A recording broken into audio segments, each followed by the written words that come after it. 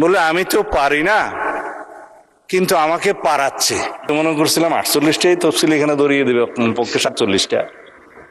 বলছে জুলাই জাতীয় সনদ 2025-এ যে সকল বিষয়ে ঐক্যমত হয়েছে ঐক্যমত, নোট অফ ডিসেন্ট।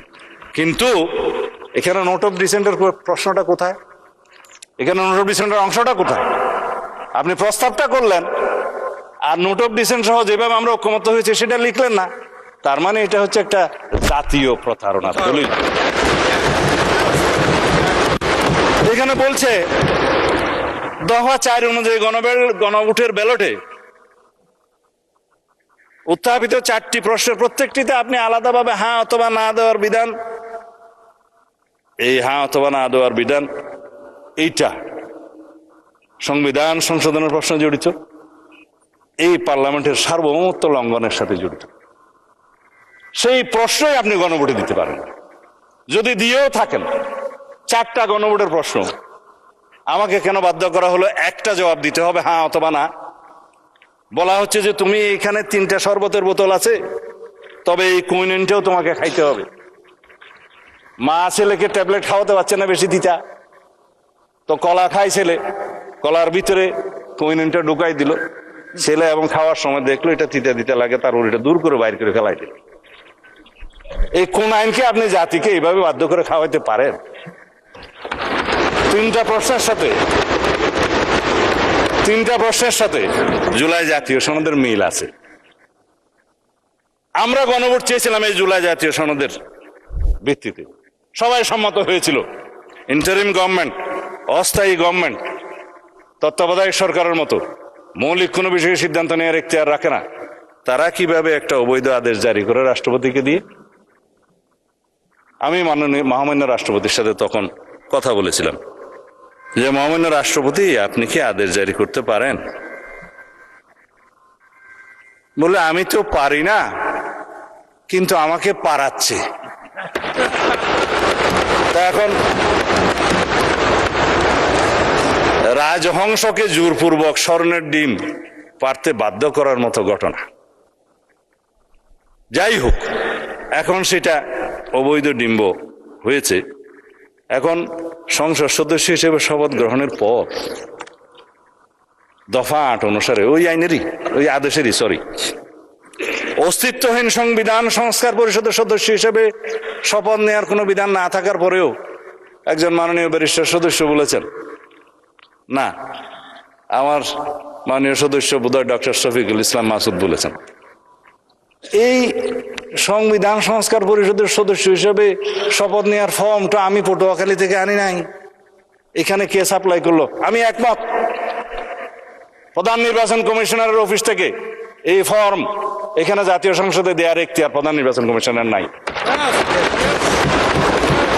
তিনি শপথ নিয়েছেন তফসিল 148 অনুচ্ছেদের অনুবলে তফসিল 3-এ সংবিধান সংরক্ষণের জন্য তিনি শপথ নিয়েছেন।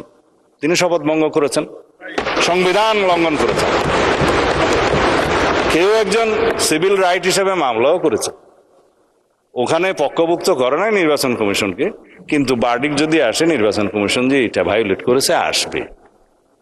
আমি মাননীয় প্রধান নির্বাচন কমিশনারকে এখানে বলা ঠিক না, যেহেতু উনি অনুপস্থিত, এটা বিধান নাই, সেজন্য ঘুরিয়ে বলছি, প্রশ্ন করতে পারতাম, করছি না, যে আপনি সংবিধান সংরক্ষণের জন্য শপথ নিয়েছেন, এই ফর্ম আপনাকে দাখিল করা জাতীয় সংসদের সচিবের কাছে পৌঁছে দেওয়ার কি এখতিয়ার কে দিয়েছে? কোন আইন বলে দিয়েছে?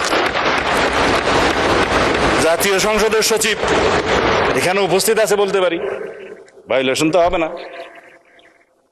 তিনি সেই ফর্মটা আমাদের কাছেও পাঠালেন, ওনাদের কাছেও পাঠালেন। আমরা তখন আমাদের নেতৃবৃন্দ মাননীয় প্রধানমন্ত্রীর সাথে আলাপ করে বললাম, আমরা তো আজকে শপথ নিতে যাব, এখানে তো 2বার শপথ নিতে হবে, দেখা যাচ্ছে প্রথমবার শপথ নেওয়ার পরে দ্বিতীয়বার শপথ নিলে তো আগেরটা ভায়োলেশন হয়ে যাবে, এখন কি করবেন? বলে আমি তো এমপি হিসাবে নির্বাচিত হয়েছি, ব্যালটের মধ্যে একটা ধানের শীষ ছিল, আর একটা কোদাল মার্কা ছিল, আর একটা কি যেন ছিল, দাড়ির পাল্লা ছিল। আপনার খুশি হয়েছেন? ঠিক আছে, দাড়ির পাল্লাও ছিল। আচ্ছা, শাপলাও ছিল না? ওনার আসনে শাপলা দাঁড়ায় নাই, ওনার আসনে শাপলা কুলি দাঁড়ায় নাই, ঢাকা 17-তে ছিল না, সেজন্য উনি না ওনার আসনে দাঁড়ায় না, ঢাকা 17-তে দাঁড়ায়। আপনাদের একজন ডাক্তার সাহেব দাঁড়াইছিল এবং ওনার পরিচয় দিছে যে আমি তারেক রহমানের বিরুদ্ধে ইলেকশন করতেছি, জানো না? বলছি। তো উনি বললেন যে ব্যালেটে তো এখানে সংবিধান সংস্কার পরিষদের সদস্য হিসেবে আলাদা কোনো ব্যালেট ছিল না। ব্যালেট ছিল না ভাই, সব ব্যালেট ছিল না। বলে যে এখানে এমপি নির্বাচিত হওয়ার জন্য কনস্টিটিউশনাল ম্যান্ডেট হিসেবে নির্বাচন কমিশন সংসদ সদস্যদের নির্বাচনে একটা ব্যালেট দিয়েছে, সেখানে আমরা সিলটিল দিছি। আর একটা গণভোটের ব্যালেট ছিল যে সংস্কার চাই কি চাই না, হ্যাঁ ওখানে হা না দিবে, জবরদস্তি দিয়েছে, দিল। তিনটার মধ্যে ঠিক আছে, একটার মধ্যে ঠিক নাই, চারটা প্রশ্নের মধ্যে। তো সেইটা তো আর নির্বাচিত হয় নাই, সেটা হচ্ছে জুলাই জাতীয় সনদের পক্ষে আছে কি নাই। তো জুলাই জাতীয় সনদের পক্ষে তো আমরা আছি, সারা জাতি আছে, সেটা দিয়ে তো সংস্কার পরিষদের কোন সদস্য এখানে নির্বাচিত হয় নাই। শপথ নিবেন কিভাবে? এই যে মাননীয় সদস্য গ্যাজেট নোটিফিকেশন দেখাচ্ছে, আমি তো গ্যাজেট নোটিফিকেশন দেখতে দেখতে এই 70-এর কাছাকাছি আসছি। কোনটা গ্যাজেট আর কোনটা আইন সেটাই এখন বর্ণনা করছি।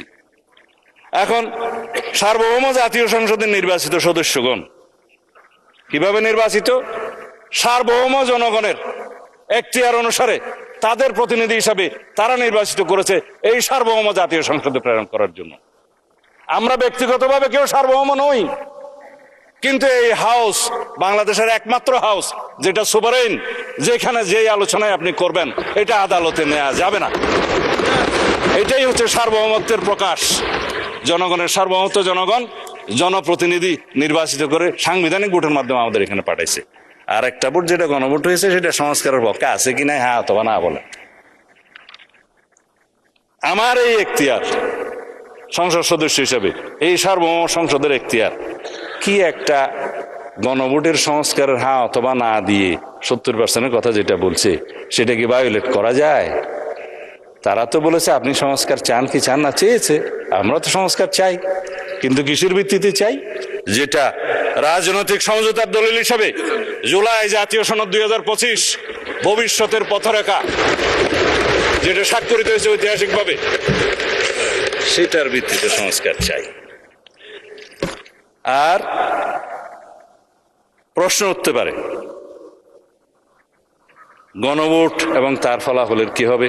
বলে ফেললাম, অসাংবিধানিক আদেশের অনুবলে বেআইনি কোনো আদেশের মাধ্যমে কোনো কিছুই বৈধতা পেতে পারে না মাননীয় স্পিকার। এই উক্ত জুলাই জাতীয় সনদ, সংবিধান সংস্কার বাস্তবায়ন আদেশ 2025 এবং গণভোট অধ্যাদেশ 2025, এই দুইটারই বৈধতা উচ্চ আদালতে চ্যালেঞ্জ করা হয়েছে, যা বিচারাধীন এবং রুল জারি হয়েছে বলে শুনলাম।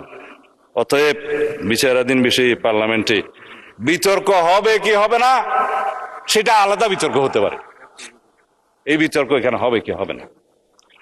বাংলাদেশ জাতীয়তাবাদী দল বিএনপি এই স্বাক্ষরিত জুলাই জাতীয় সনদ 2025 এর প্রতিটি অক্ষর, শব্দ, বাক্যকে ধারণ করে বাস্তবায়নের জন্য জাতির কাছে আমরা অঙ্গীকারাবদ্ধ। আমরা জুলাই জাতীয় সনদের আলোকে জুলাই ছাত্র গণ অভ্যুত্থানের 2024-এর শহীদের আকাঙ্ক্ষা এবং জাতির প্রত্যাশা পূরণের প্রতিশ্রুতিবদ্ধ। এদেশের জনগণ বিএনপির নির্বাচনী ইশতেহার সমর্থন করে শতকরা 51% ভোট দিয়ে তাদের ম্যান্ডেট দিয়েছে বিএনপিকে। কিন্তু আমরা সরকারি দল, বিরোধী দল সবাইকে নিয়ে এই মহান জাতীয় সংসদে সমঝোতার ভিত্তিতে আলাপ আলোচনার মধ্য দিয়ে সংবিধানের গণতান্ত্রিক সংশোধনী আনতে চাই। বাংলাদেশের মানুষের বিশাল জনপ্রত্যাশার প্রতি আমরা সকলেই দায়বদ্ধ। আমি এখন কনক্লুড করব, এরপরে পলিটিক্যাল বক্তব্য আমি দেব না, কারণ সময় বোধহয় বেশি নাই। হ্যাঁ, আচ্ছা 1 মিনিট সময় আছে আপনার। ঠিক আছে, আমি 1 মিনিটে, আপনারা একেবারে না বললেও ভালো, তাই আমি আহ্বান জানাচ্ছি মানে স্পিকার, আসুন আমরা সংবিধানের গণতান্ত্রিক সংস্কারের মাধ্যমে, সংশোধনের মাধ্যমে রাষ্ট্র কাঠামো মেরামতের ঐতিহাসিক অঙ্গীকার প্রতিপালন করি। সেজন্য আমি আজকে এই মহান জাতীয় সংসদে প্রস্তাব রাখছি on behalf of our leader of the house. জাতীয় সংসদে প্রতিনিধিত্বকারী সকল রাজনৈতিক দলের এবং স্বতন্ত্র সদস্যদের সমন্বয়ে সংবিধান সংশোধনের জন্য একটি সংসদীয় বিশেষ কমিটি গঠন করি এবং উক্ত কমিটিতে আমরা সকলে মিলে আলাপ আলোচনা করে সমঝোতার মাধ্যমে জনপ্রত্যাশিত সংবিধান সংশোধনী বিল এই মহান জাতীয় সংসদে উত্থাপন করি এবং সেটা সমঝোতার মাধ্যমে আমরা গ্রহণ করি।